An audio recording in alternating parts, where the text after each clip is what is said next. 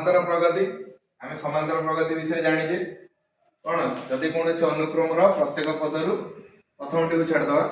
पूर्व पदर वियोगफल सर्वदा समान हुए तेबे अनुक्रमटी को समांतर प्रगति कहै एटा हमें पूर्व क्लास रे देखिथिले समांतर प्रगति गुणोत्तर प्रगति और हरात्मक प्रगति और गुणोत्तर प्रगति और हरात्मक प्रगति कोर्स रे नै तो हमें खाली समांतर प्रगति विषय जानि एबे ए समांतर प्रगति रे देखो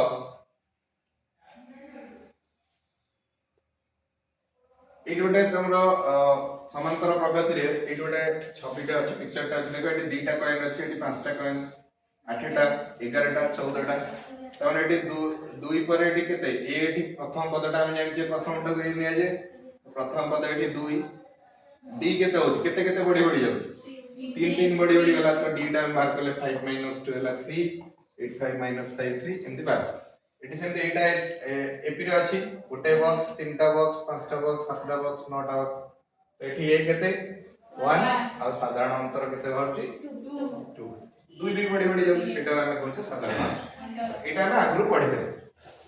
हम पूर्व क्लास रे एटा पढि देले एपी कहा कहबा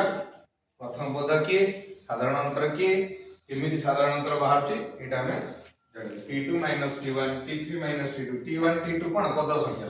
t1 हला प्रथम पद t2 हला सेकंड द्वितीय पद तृतीय पद t3 केमति हमें करब एबे हम भाई किछि एक 4-5टा क्वेश्चन अछि हला कि कोन देछि निम्नलिखित अनुक्रम मध्यरु केमुडिक एपी सेगुडी को चिन्हट कर ओ उक्त एपी रो प्रथम पद a और साधारणतः d रो मान लेख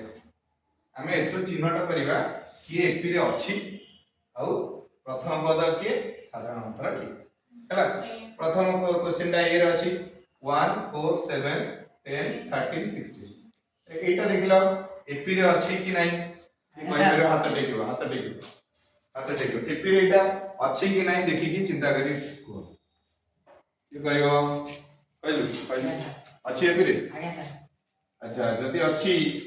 कहले प्रथम पद केते 1 गुड औ साधारण अंतर केते हो 3 केमि जानलु 4 रे के फेड देला 3 7 4 फेड देला 3 सबसे 3 3 बड़ी बड़ी अछि ना नहीं वेरी गुड बॉस एठी हमें साधारण अंतर बाहर कर दे सेकंड टा के कहबा सेकंड टा बी नंबर रो उत्तर एठी देखो सब समान समान बड़ी बड़ी जाय छै ना नहीं अरे जे कहबा हाथ टेको समान समान बड़ी चीज की बड़ी कोटी यदि ब्रेक हे तो से एपी हो कहले एपी रा अछि केते केते बड़ी बड़ी जाय छै 1 5 6 5 11 5 16 5 21 5 26 एपी रा अछि प्रथम पद ए केते हो 1 हो और साधारण अंतर डी केते हो 5 गुड सी टा देखिलो 2 4 6 7 9 11 13 एपी रा 2 4 6 एठी 2 बढ़िया कथा 8 ताले एटा एपी रे नाही अछि कोन नाही एठी सेमी -5 -3 -1 1 3 5 7 माने एठी -5 तापर -3 माने 2 बढ़ुची तापर -3 रु पुनी 2 बढ़िले देखिला तापर 2 बढ़ी बढ़ी सब ठीक अछि एपी रे अछि ना एठी -1 रे 2 बढ़िले +1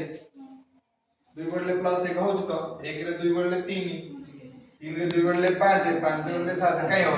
सब तो 2 बढ़ी बढ़ी गला -1 रे 2 बढ़ले +1 हो -1 0 पुनी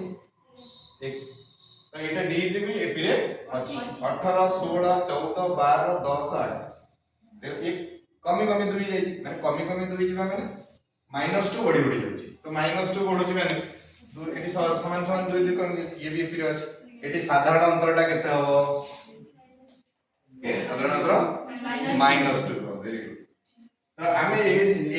एपी के हबो के न हबो तार को सीरीज टा एपी हबो तार ए के डी के हमें निर्णय कर सी ना नहीं नेक्स्ट टाइम देखिबा जदी एमते हमें देखिबा 2 4 6 8 एमते सप्तम पद केते हो सप्तम पद एटा प्रथम एटा द्वितीय एटा तृतीय चतुर्थ पंचम षष्ठ सप्तम पद हम यदि बाहर करिया हमें गणित को दे करे केते हो ये ला 4 8 ये 10 हो पंचम पद 12 हो षष्ठ पद 14 हेतु सप्तम सेमते दशम पद टिके जे चालाक थियो से 2 गुण दे 20 करबो एमते 100 तम पद 2 गुण दे 200 तो एटा सिना हम जानि जाउ छै एटी से 10 13 16 तार पंचम पद 50तम पद 200तम पद एटा हमको हिसाब करी गणी गणी जीवा को बहुत समय लागिवो तो कष्ट हो हमको सेंते 18 16 14 तार 71तम पद पचरियो तो हमें ताको एटा एंती गणी की करिवे ता पई गोटे फार्मूला अछि गोटे सूत्र अछि हमें से सूत्रटा निर्णय करियो कोन से सूत्र अछि tn सूत्र निर्णय tn हला पद संख्या n तम पद संख्या माने n तम पद केते हो 20 तम पद 30 तम पद 50 तम पद सेही स्थान रे की रहे देखो गोटे एपी रो साधारण अंतर प्रथम पद ए साधारण अंतर d हेले प्रथम पदटा हैला a द्वितीय पद हबो तारे d मिस जाउची a + d तामे कोन गोटे d इठी आसला गोटे d आसला द्वितीय पद पई गोटे d आसला माने 2 रु 1 कम d तृतीय पद रे केते रही d टा d a + 2d